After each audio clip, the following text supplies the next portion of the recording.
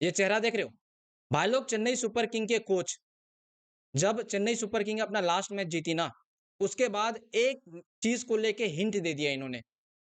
And आपको पता है वो चीज क्या है?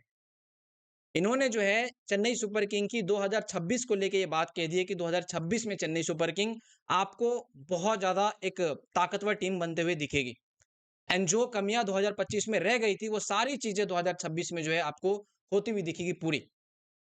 भाई लोग, आप सबको पता है कि यहाँ पे चेन्नई सुपर किंग अपना आखिरी मैच खेलती है, और उस मैच में वो एक तांडव दिखाता है।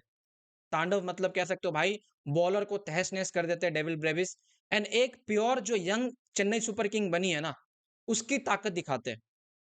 एंड देखो, धोनी ने भी ये बात कही थी अपने स्टेटमेंट में, जब उनसे इंटरव्यू लिया गया था, बाद में इन्होंने उस चीज को इलेबोरेट किया है, उस चीज को कह सकते हो ब्रीफ में कहा है कि भाई कैसे चेन्नई सुपर किंग ने ये साल अपने टूर्नामेंट खराब होने के बाद जो है वो दूसरे चीज पे शिफ्ट फोकस कर दिया, फोकस जो है शिफ्ट कर दिया, जो कि थी यंग टीम बनाना।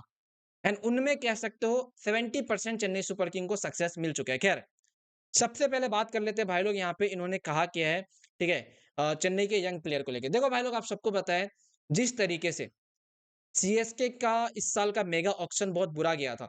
मतलब आप सोचो, आप दीपक हुड्डा जैसे प्लेयर को लेते हो, आप राहुल त्रिपाठी जैसे प्लेयर को लेते हो, आप जो है विजय शंकर जैसे प्लेयर को लेते हो, तो कह सकते हो आपका जो ये मेगा ऑक्शन था वो बुरा ही गया। ये कोच जो है वो कहते हैं, सबसे पहले तो ये कहते हैं कि देखो, चेन्नई अगर 10 नंबर पॉइंट्स टेबल पे बैठी है, तो वो उनके मैचेस के हिसाब से ठीक ही है, क्योंकि हमने उस तरीके का कुछ परफॉर्म किया नहीं, हमने उतना कुछ अच्छा किया नहीं, तो आपका यही पोजीशन होता है कि आप 10 पे बैठे हुए, क्योंकि जब आप team as a team failure लेते हो ना, तो आपको ये पोजीशन देखनी पड़ती है। तो उन पोजीशन से इनको कोई यहाँ पे ऐसा नहीं है कि भाई बुरा लग रहा है या फिर ऐसा कुछ, क्योंकि वो रियलिटी है जो चेन्नई ने किया। लेकिन इन्होंने फिर बाद में ये भी कहा कि 2026 में आपको ऐसी चीजें देखने को नहीं मिलेगी। क्यों? क्योंकि जब चेन्नई सुपर किंग मैच हार रही थी ना, तब उनका फोकस जो है वो शिफ्ट हो गया भाई प्लेयर की रिप्लेसमेंट को लेके। और आपने अगर देखा होगा तो एक ही महीने के अंदर भाई दो दो तीन तीन प्लेयर को जो है रिप्लेस किया गया। सबसे पहले डेविल ब्रेविस को लाया जाता है, डेविल ब्रेविस को साइन किया जाता है। दूसरा, फिर ओपनर में देखा गया प्रॉब्लम, ओपनर भी नहीं चल रहा, राहुल त्रिपाठी से रन नहीं बन रहे थे, ऋतुराज गायकवाड़ इंजर्ड हो गया था, सचिन रविंद्र फेल थे, डेविन कॉनवे वो अपने पर्सनल लाइफ में बिजी थी। तो इन्होंने सोचा यार, अगर ऐसे ही चलता रहा तो फिर अगले साल के लिए हमारे पास अच्छा ओपनर नहीं होगा। तो आप देखो, फिर इन्होंने जो है आयुष मात्रे को यहाँ पे साइन किया। उसके बाद 3 नंबर 4 नंबर को लेकर भी प्रॉब्लम आने लगी, तो फिर आप देखो उर्विल पटेल जैसे प्लेयर को इन्होंने साइन किया। हालांकि इनके पास और प्लेयर्स थे, अगर आप देखते डगआउट में बहुत सारे प्लेयर बैठे रहते थे जिनको चांस मिल सकता था।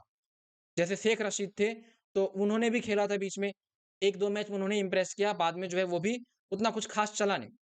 लेकिन अगर अभी आईपीएल खत्म होने के बाद अगर आप सीएसके को एक बोर्ड पे रख के देखते हो सिनेरियो, तो आपको एक कंप्लीट टीम दिखेगी। और ये वो कहते हैं 2026 के लिए, जिसमें अगर मैं आपको अभी बताऊं, तो आपको एक तो देखो आयुष मात्रे, और उनके साथ में या तो डेविन कॉनवे या फिर शेख रशीद का ऑप्शन आपको 2026 में मिलेगा as the opener. Sachin Ravindra को लेके अभी भी सीएसके श्योर है नहीं कि उनको आगे मौका देना है या नहीं देना है। ठीक है, तो ये आपके दो ओपनर हो गए। 3 नंबर पे आपका जब ऋतुराज गायकवाड़ आ जाएगा, तो हो सकता है ऋतुराज गायकवाड़ आपको 3 नंबर पे देखने को मिले, या फिर भाई लोग उर्विल पटेल को भी जो है ओपनिंग में चांस दिया जा सकता है। लेकिन ऋतुराज मेरे हिसाब से 3 पे ही रहने वाले हैं। उसके बाद 4 नंबर पे अगर आपने देखा होगा पिछले 2 मैचेस में, तो शिवम दुबे को पुश किया जा रहा है 4 नंबर के लिए। तो आपका शिवम दुबे भी जो है वो 4 पे हो जाएगा। 5 नंबर पे आपके डेविल ब्रेविस हो गए। तो कह सकते हो इस तरीके से कॉम्बिनेशन जो है वो बनाई जाएगी। और हाँ, रह गए प्लेयर्स को निकालने की बात, तो मेरे हिसाब से अश्विन, उसके अलावा अगर आप देखो तो अश्विन मेरे हिसाब से 50% चांस ही है बाहर निकलने का, चेन्नई उसको रिलीज करेगी। उसके अलावा अगर आप देखो तो विजय शंकर, राहुल त्रिपाठी, दीपक हुड्डा, ये तीनों का भाई रिलीज होना तो फिक्स है, क्योंकि चेन्नई को जो चाहिए था टॉप से लेके मिडिल तक वो मिल चुका है। 5 पे आपके डेविल ब्रेविस है, 6 पे आप यहाँ पे किसी फॉरेनर प्लेयर्स को ला सकते हो। ठीक है, अगर आप साइन करते हो तो जैसे कैमरन ग्रीन जैसा प्लेयर हो गया, उसको अगर 2026 के लिए साइन करते हो मिनी ऑक्शन में, तो वो एक आपके पास ऑप्शन हो जाएगा 6 नंबर पे। 7 नंबर पे एमएस धोनी खुद आते हैं। 8 पे जडेजा आ जाएगा। और 9 10 11 के लिए आपके पास जो 3 बॉलर होगा, आपका पथिराना चलो इम्पैक्ट प्लेयर है, नूर अहमद हो गया, आपका खलील अहमद हो गया।